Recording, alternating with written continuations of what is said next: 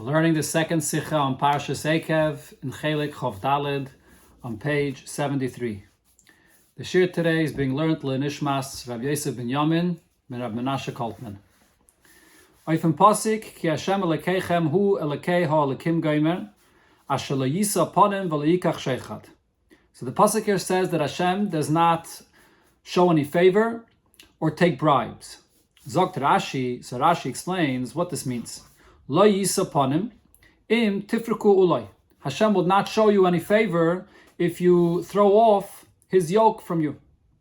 V'lo yikach sheichad, and he does not take bribes. Lefaisai b'mamim, to appease him with money. Davon verstehen, so the question on these Rashis is as follows. Was is Rashi mechadish mitten sagen?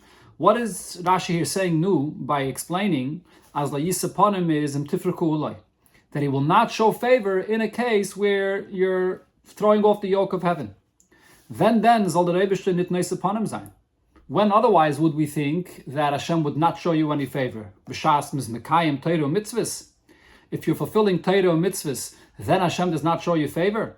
Obviously, it refers to someone that is not fulfilling Torah mitzvahs.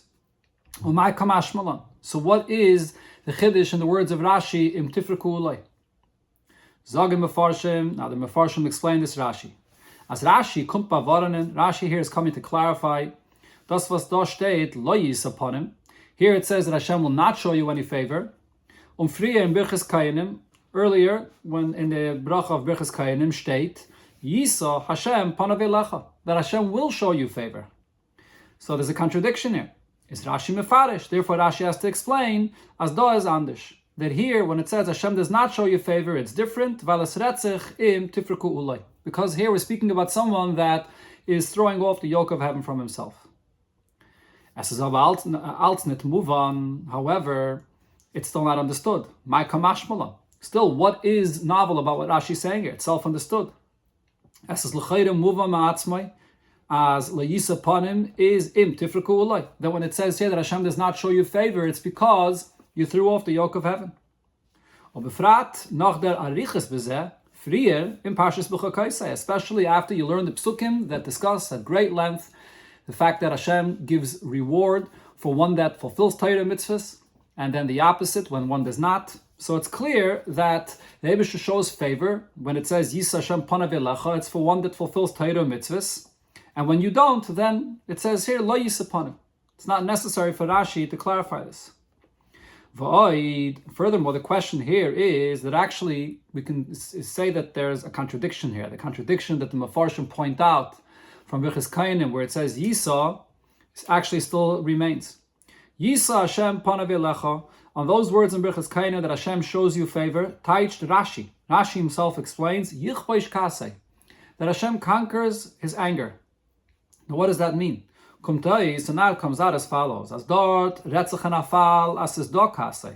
There, it's speaking about a situation where there is anger. In other words, there's a reason to be angry. But melody siboy of kasei, which is hanhaga hepech ratzon Hashem. There's a reason for Hashem's anger, and that is when one behaves against Hashem's will. From deswegen, and nevertheless, is Yisa Hashem panav, Hashem will show you favor. That's what the pasuk in Birchas Kainim is saying.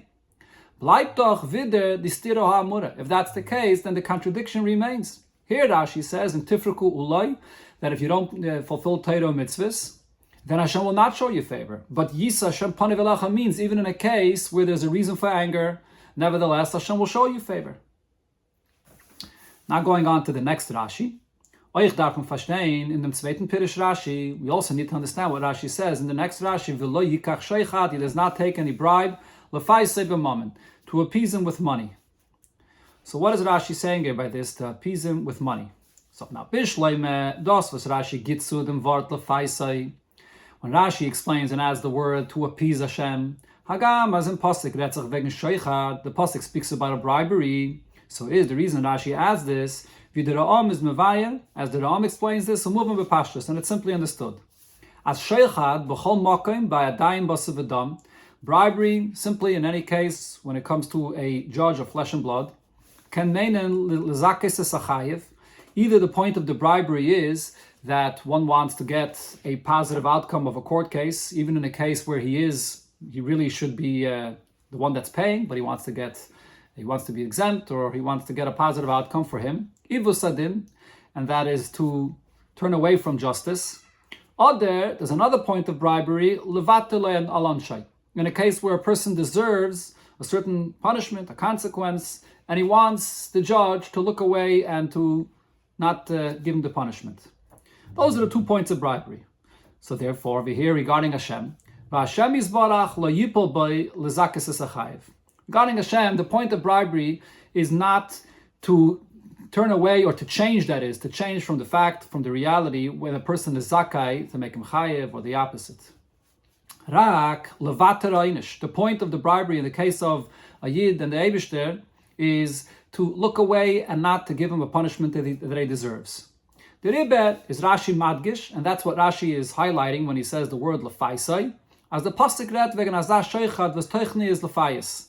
Here we're speaking of a bribe that the point is to appease. The says vitur einish, and therefore that brings Hashem to look away and let go of the punishment. Onit lezakis es achayev. Here the point of the bribe is not to make one meritorious in the case where he should really be liable, but it does dafmin it shelo sein. That's obvious that it doesn't apply in the case between a Yid and Hashem. So that's what Rashi is clarifying by the term lefaisai. Es bleibt aber nicht verstandig der bemamin in Pirish Rashi. However, what's not understood is why is Rashi saying the word with money? Ukekushis Ra'am, as the Ra'am himself asks, Lo yadaiti ma momen neufel eitz lakadosh baruch hu. I don't know what does money mean in relation to Hashem, that you would bribe Hashem with money. That only applies by a person, by a human being. Why did it Rashi say that Hashem will not accept a bribe, and that is if you do an extra mitzvah in order to make up for an aveda that you did? That's something that relates to Hashem, a mitzvah. But money, why is Rashi mentioning this? Additionally, the question is, was is Rashi maitik from posik oich diverter v'lo yikach? If Rashi is coming to explain what the point or the meaning of a bribe is in relation to Hashem, why is Rashi also bringing the words v'lo yikach if he's just coming to explain sheichad? Sein Pirish da is nar beneged and vart sheichad. Aleph as das is pius, that the term sheichad, the bribe here is to appease Hashem. Beis as the pius besteht durch mammon, and the appeasing is by money. But the words v'lo yikach is not being explained in Rashi. So now, if you kashya ha'amura from Ra'am, on this question that the Ra'am asks, how does money come into play here if we're speaking about a bribe in relation to Hashem? Gefindt men in Mefarshim Kametirutzim. We find in the commentaries a few answers. Aleph, one answer is, mit Mom and Da werd gemeint, das brengen a carbon zum Eibischen. The money here does not just simply mean bribing Hashem with money, but it rather means spending money to buy a carbon. Und der Pasuk lastens mit Herren. And the Pasuk here is letting us know as Zevach Rishoyim Toyeva, that a carbon of one that remains wicked and doesn't do tshuva when he brings the carbon is abominable. As long as he didn't do tshuva, he did not do tshuva, his carbon is not accepted. Beis, another pshat mefarshim say that inyan from the faisa b'mammon, the meaning of appeasing Hashem with money, meant koloshna kasufriye v'yikchu li truma, where the pasuk speaks about the donations for the Mishkan, that you should take for my sake the truma, the donations.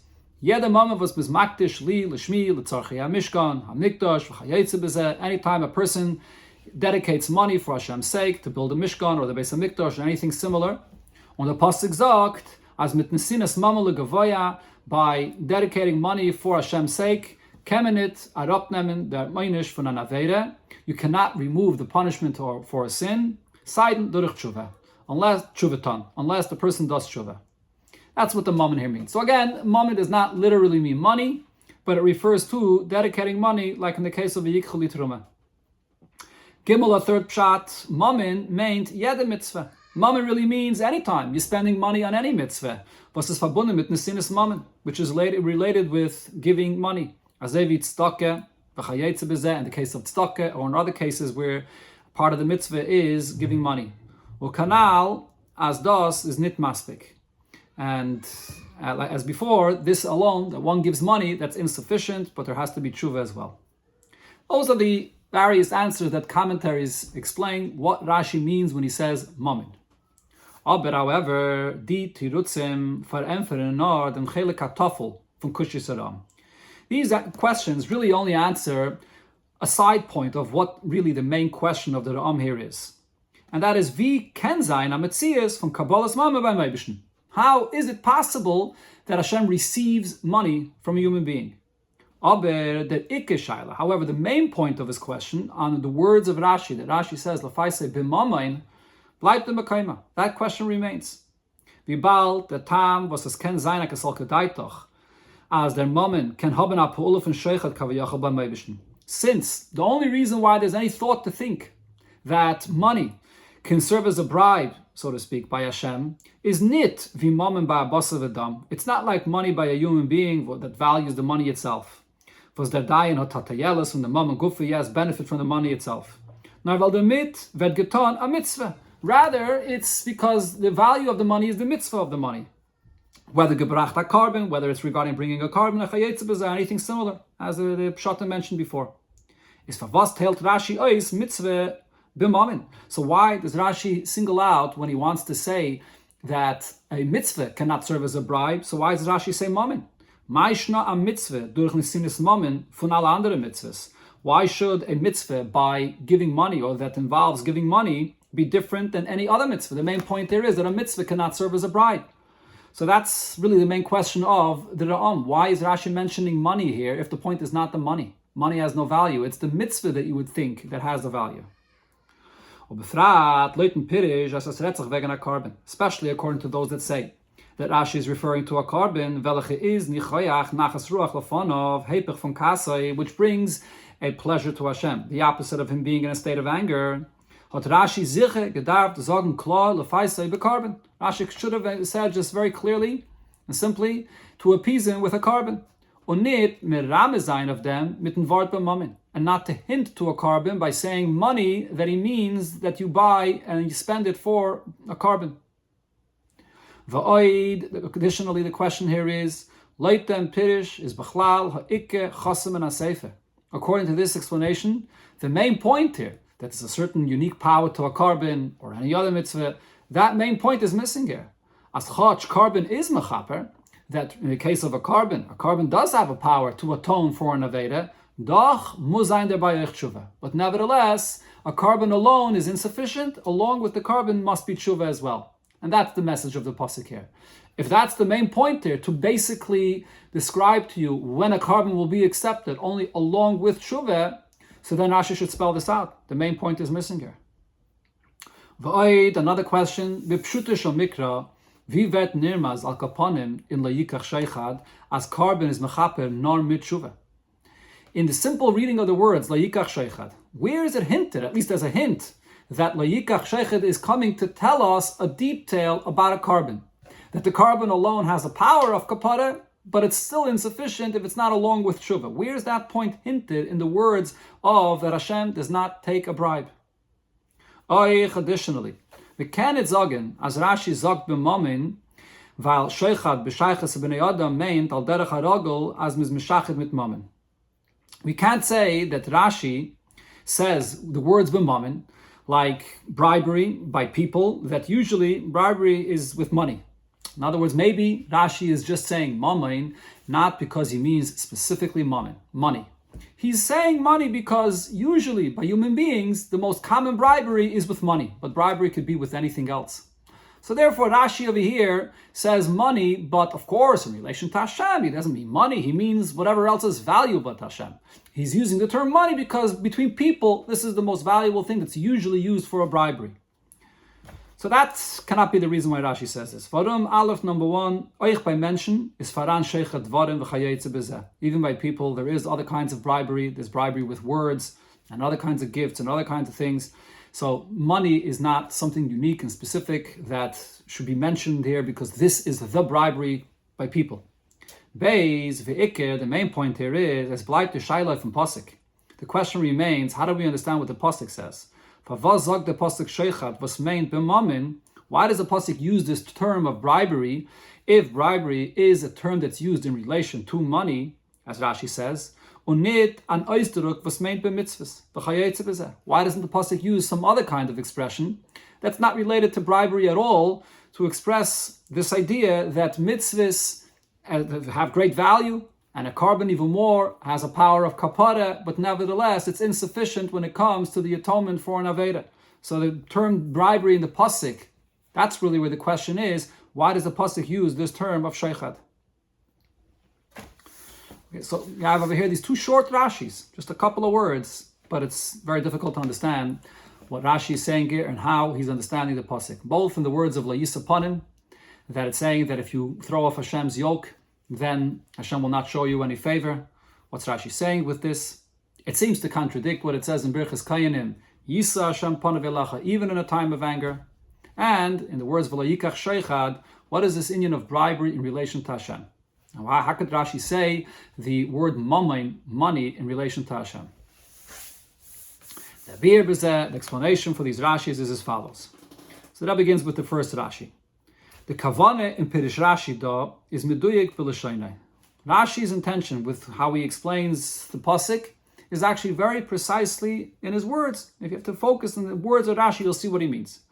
In tifriku ulay, if you will throw off the yoke of heaven. Nit eine von die Lashonos von Parshas B'chukosa v'chayetze b'zeh.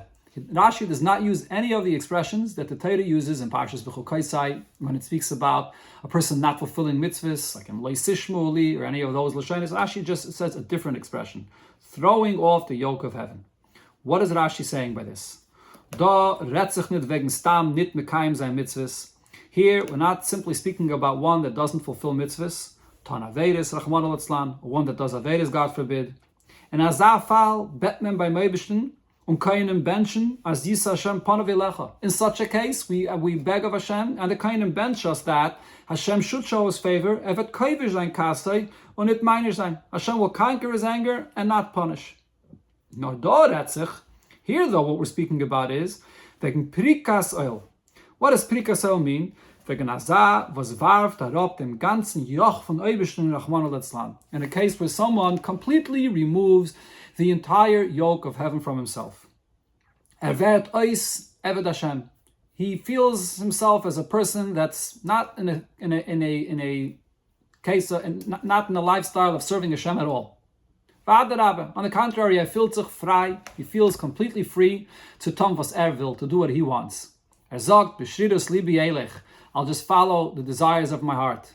That's what we're talking about. Not one that is not doing one mitzvah or another, or was over an aveda, but he understands and he has the general attitude of the yoke of heaven upon him, that is the Eibishter, and he should be doing mitzvahs and so on. But here it's speaking about prikasel, one that removes completely the yoke of heaven of himself. Of dem sagt the pasuk lo yis upon him.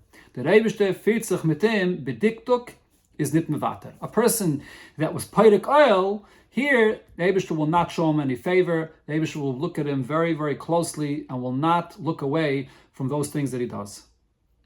On the hechrech of nen pirish. Now, what brings Rashi to explain the pasuk here this way is from klolos teichana parsha. The proof is from the content of this parsha here. Besides the point that the Rebbe is explaining here, that it shouldn't be a contradiction to Yisa Hashem panav elecha, that there a person is not fulfilling Torah mitzvahs necessarily properly, but still Hashem will conquer his anger. But here, though, it's a different level. Here it's prikasayel, but also this is understood from the content of the parsha itself. The parsha hoiptzachon mit va'ata Yisrael ma vayel kechashel mimach ki im leyiragayme. That Hashem says to Yidden, what does He ask of you? Only one thing: to have yira, fear of heaven.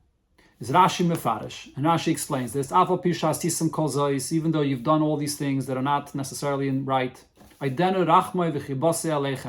His love is still there for you. After everything that you've sinned in front of Him, He asks of you to have yirah, to have the sense of awe of heaven. So gleich betchilas haparsha is mudgish. So right here in the beginning of this parsha, it's emphasized as the Eibishter is yanois upon him, that Hashem will show favor to Yidden. Even in a case where Yidden have sinned, Hashem shows them favor. But still, Hashem demands that you should have the general sense of the yoke of heaven, the fear of Hashem. Und der Rebbe, when the pasuk sagt behemshach lezeh lo yisaponim, so in the same parsha, the pasuk says that Hashem will not show you favor. Muss man sagen, so we must say, as da retzich wegen dem Hepech von dem Inyan. Oy best das Hepech, as can it sein le'yirav geimer. So over here, the pasuk is saying that a person is in a place where he's in the opposite of what the pasuk says, the minimum of what Hashem asks from you in the beginning of this parasha, which is the le'yira, the yoke of heaven. And therefore here, the Farish Rashi Mefarish, lo yisaponim im tifraku uloi kanal. That lo yisaponim is when, in a case where the basic level of yiras Hashem is not there, when a person completely throws off of himself, God forbid, the yoke of heaven. That's the explanation of what Rashi is saying in the words tifraku uloi. Now, the Rebbe will explain the next part of Rashi regarding sheichad. Apizez, move on, favas Rashi cannot learn the andere mefarshim. Based on this, we understand why Rashi cannot explain, like other commentaries, as v'lo yikach sheichad meant sheichad mitzvahs, that Hashem will not accept a bribe by mitzvahs. While Rashi learned them pasik, the way Rashi himself is explaining here, this pasik, as the medube is vegan azab was by him felt deliyire tifriku uloi. Here we're speaking about someone that is lacking this basic level of having the yoke of heaven upon himself, having the basic level of Yiras Shamayim. He threw off the yoke of heaven. So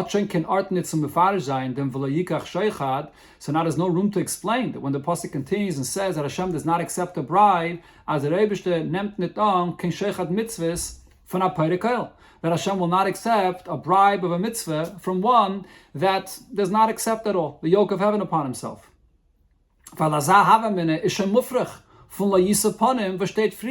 Because such a thought is out of, it's totally out of the question. After you see what the pasuk says already earlier, that la yisapana, that Hashem does not show favor for a person that was peirik oil of the Eibishter. So then here when it says la yikach sheicha, there must be another explanation for this. Muz Rashi gefinnen an inyan bei welchen es ken sein a kasalke daitoch, as ken oiftan an inyan from pies v'kapare oich bei a peirik oil. So Rashi is looking to explain this pasuk that after it says la yisaponim, then it adds la yikach sheichad, that there is something even for a person that's a peirik oil, that there may be room to say that he can appease Hashem with something. Und sagt Rashi, and this is what Rashi is saying, la faisai b'mamin, that even a person that's a peirik oil, there would be room to say that he could appease Hashem with money.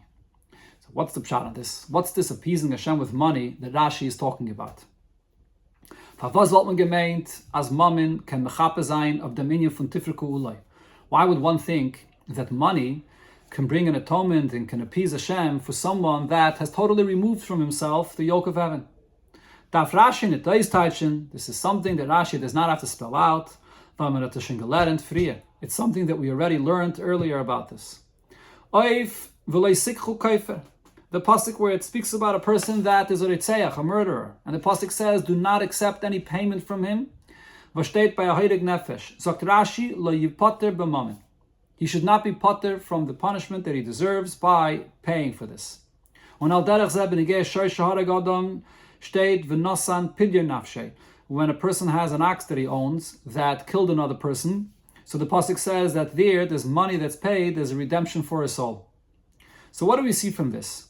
Was der Fun is move on from this, it's understood as the Sheichat von Mammon hatten sich a zweiendige Tchune upeula. That when you use money as a bribe, there is two things in the characteristic of this money, or in what this money that's given as a bribe is accomplishing. Naisef lezeh. In addition to the fact was the mekabel Mammon vet meshuchid. So the first point is simply that the one that receives the money is being bribed by this money. Tzalib zayin hanav tayelis from the mammon because of his pleasure or his benefit that he has from receiving this money.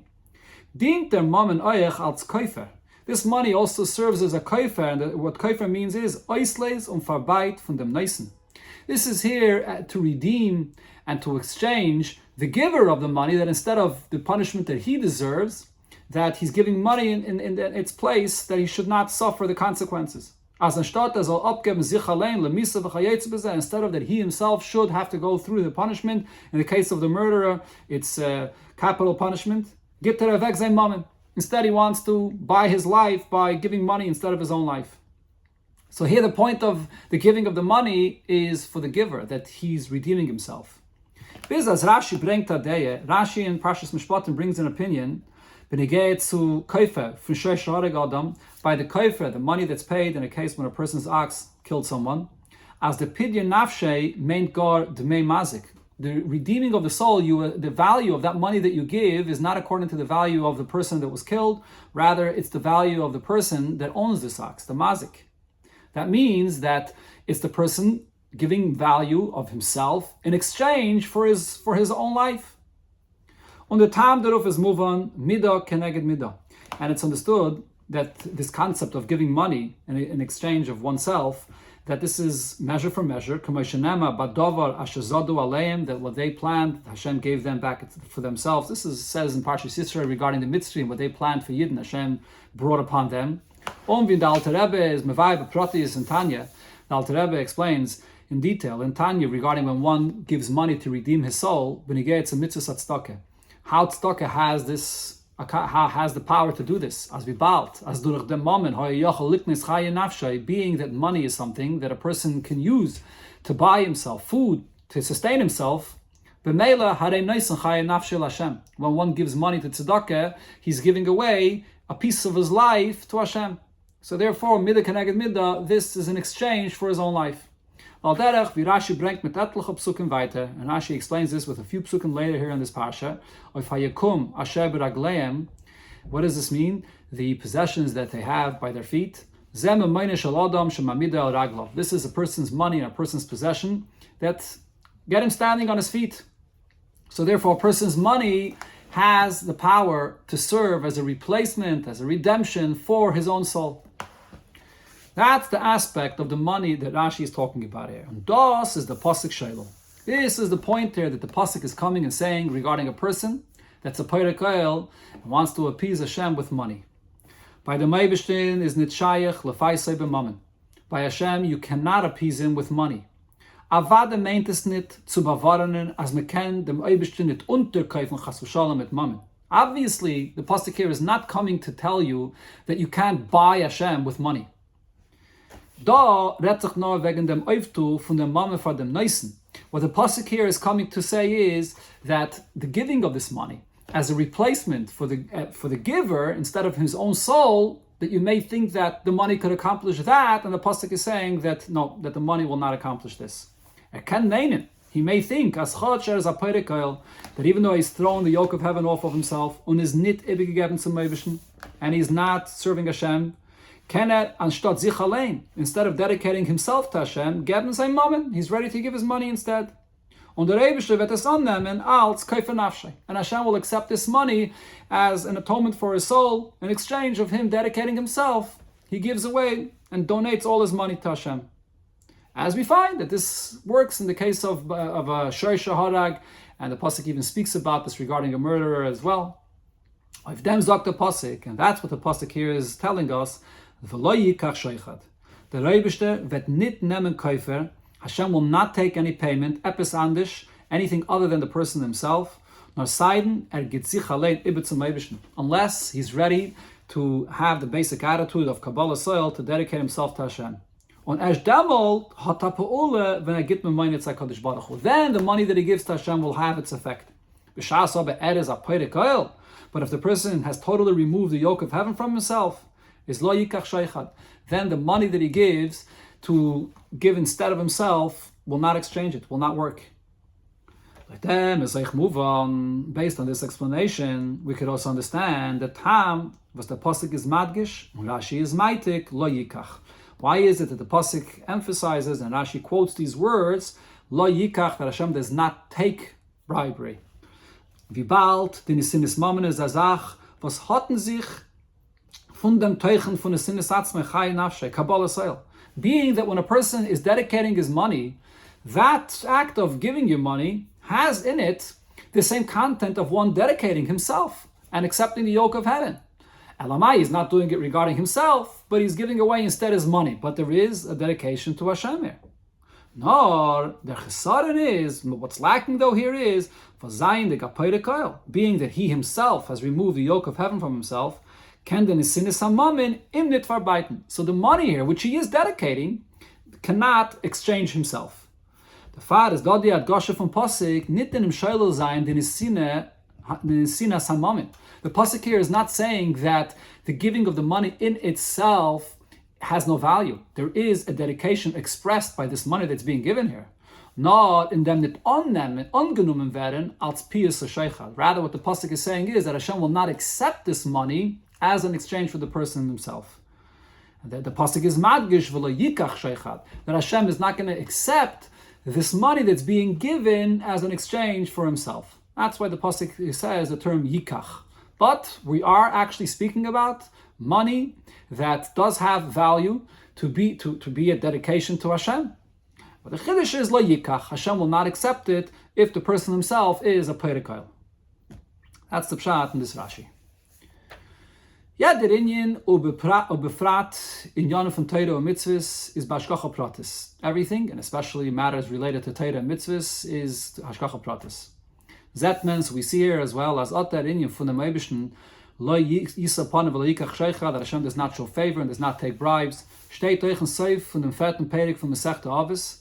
It's mentioned in the Mishnah in the end of the fourth Perik of Pirkei Avos, where the Mishnah says, She'ein lefan of chulu, in front of Hashem there is no, and the Mishnah lists here a few things, and amongst them, Loi masaponim, Hashem does not show favor, V'loi makach sheichad, and does not take any bribe.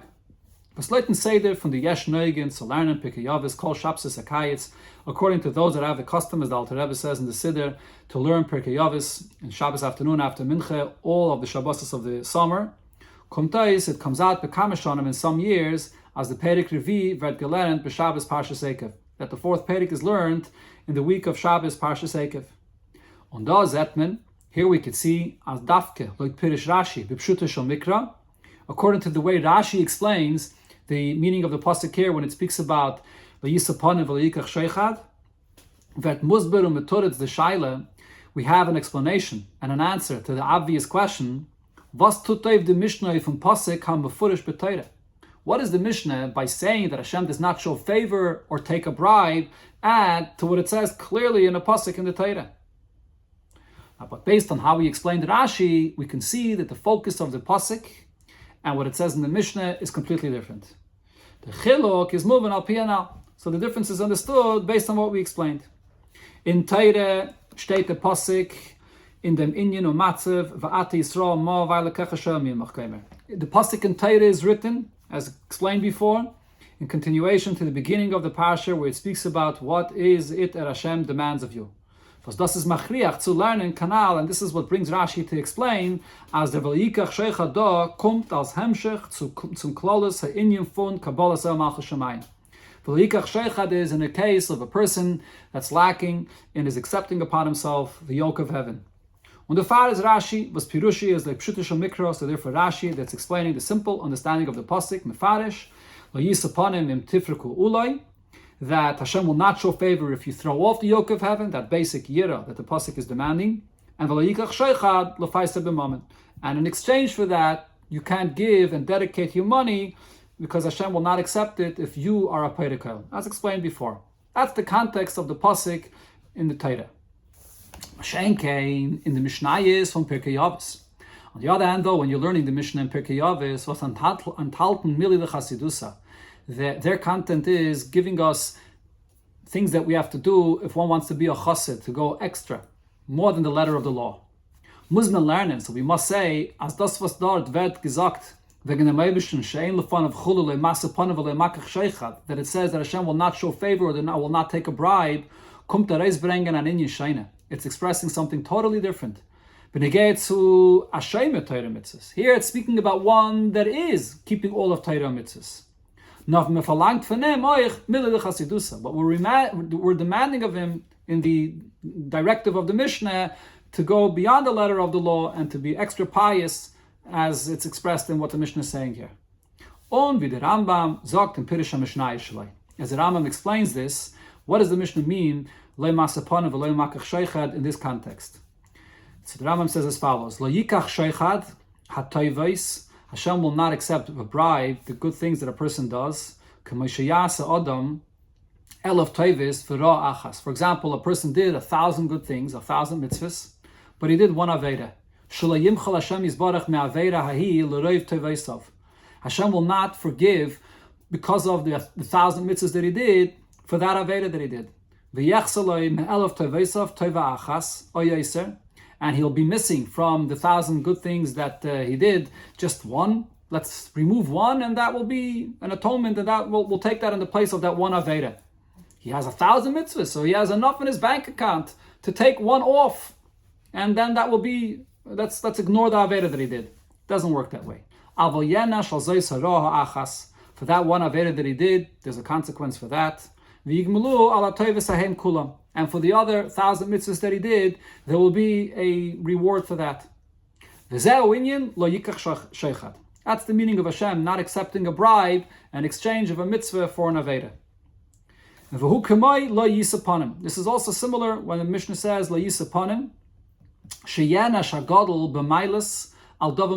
even a person that's very great, on a very high level, but nevertheless he will be punished for even something small that he did that was wrong. As we find the case with Moshe Rabbeinu, who was punished on certain things, regardless of his greatness. On the other hand, Esav Arasha, very wicked, but nevertheless Hashem gives him reward for something good that he did, and that was the kibbud of the honor that he showed to his father and mother. And in the case of Nebuchadnezzar, as wicked as he was, but he got a reward for the honor that he showed Hashem.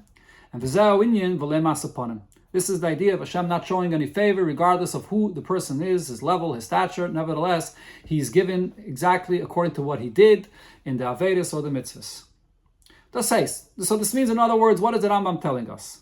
As the cheshbon for mitzvahs and Avedas, when it comes to calculating the mitzvahs a person does, or the Avedas, is nicht an Aneufen from Mischar, v'chalipin, from mitzvahs and Avedas. This is not some kind of business where you can exchange a mitzvah for an Aveda, und es wird abgerechnet dem Schar von einer Mitzvah, und damit wird vergeben dem Einisch für an Aveda. To just take off reward of one mitzvah, and instead that will atone for the punishment that is deserved for an Aveda. It doesn't work that way. No, jede mitzvah und jeder Aveda haben a besonderes Schar v'Einisch für sich. Every mitzvah, every Aveda is for itself.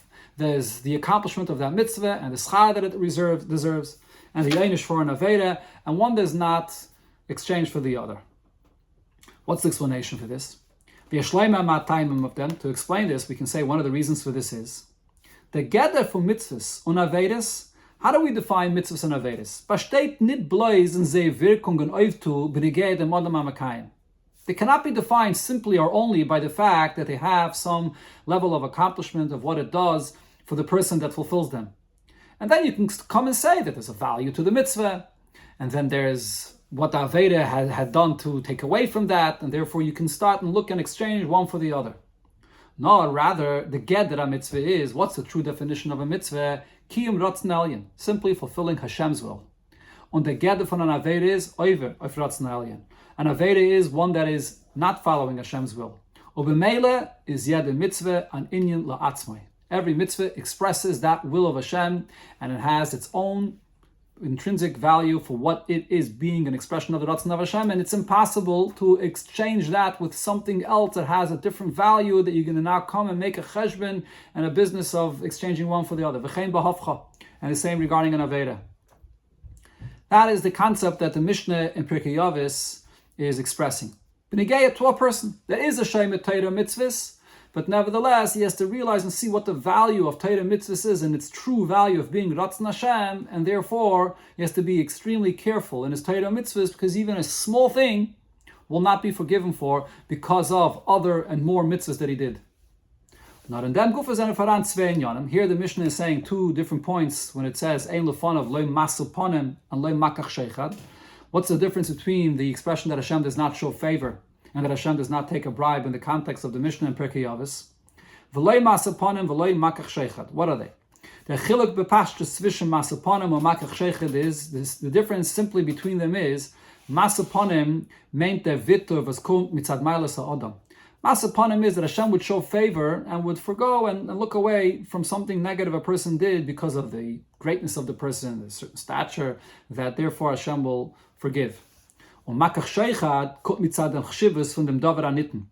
Sheichad refers to a certain importance about something that you're receiving, something that's being given here, not looking at the person, but looking at the object or the money, whatever it may be, that should be something that would cause to look away. The same is also regarding the effect of Masiponim and Sheichad regarding the judge. Masiponim tutoif, as der Mensch's Meile wird nicht geminnet durch der Avla.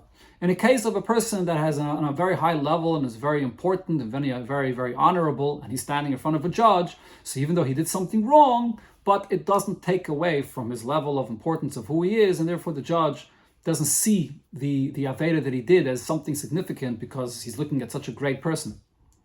That's Masiponim. Is nitken chayte, malashon chesarim. You're looking at the person and you can't define him as a sinner. He's adarabe, he's a very chash of a person. On Sheichat Tutoif, bribery does something else. As ein Meisebel Tiratzi wird ausgekauft and abgemacht. It's not about the person, it's about the fact that the bribe itself buys out or it erases the act, the negativity that was done. And das is the Mishnah Mechadish. And this is what the Mishnah Pirkei Avos is saying. The mentions Verbund mit dem Neibischen, the person's connection to Hashem, wird nicht ausgeglichen durch a mitzvah keneged aveda. Could not be smoothed out by the fact that even if he did just one aveda, but he has many other mitzvahs, and therefore by those mitzvahs it gets smoothed out. Und die aveda wird nicht abgemerkt durch a mitzvah. And an aveda will not be erased by a mitzvah that a person does. So therefore what we see here is that the Mishnah is expressing the power of one Aveda, what happens with one Aveda, that even the greatest connection of Yit Hashem, or even the greatest power of what a mitzvah is, nevertheless, it will not erase and take away that Aveda, the effect of that Aveda. So therefore this gives us a deeper understanding in the Milah de Chasidusa of Pirkei Avos of how careful one has to be with even one Aveda. Based on this, we could also understand what the Medrash says in another place, and the Rabbi explains it here very shortly. There's another sikh about this, as you have here in the Oster and Chelek Lamadalad, where the Rabbi focuses on this point separately. So the Medrash says, as tshuva is an inyan from sheichad, that when one does tshuva, this is a certain level of bribe. And as the Medrash puts it, atonaitul sheichad min harishayim ba'olam hazeh. You accept bribe from the rishayim in this world. And what is the bribe? Tshuva, or ma'asim tovim, utfila, whether to do tshuva or good deeds or to daven. Or Messiah in the Medrash concludes, asu tfilo tshuva, do tshuva and daven, because that's a bribe that Hashem accepts.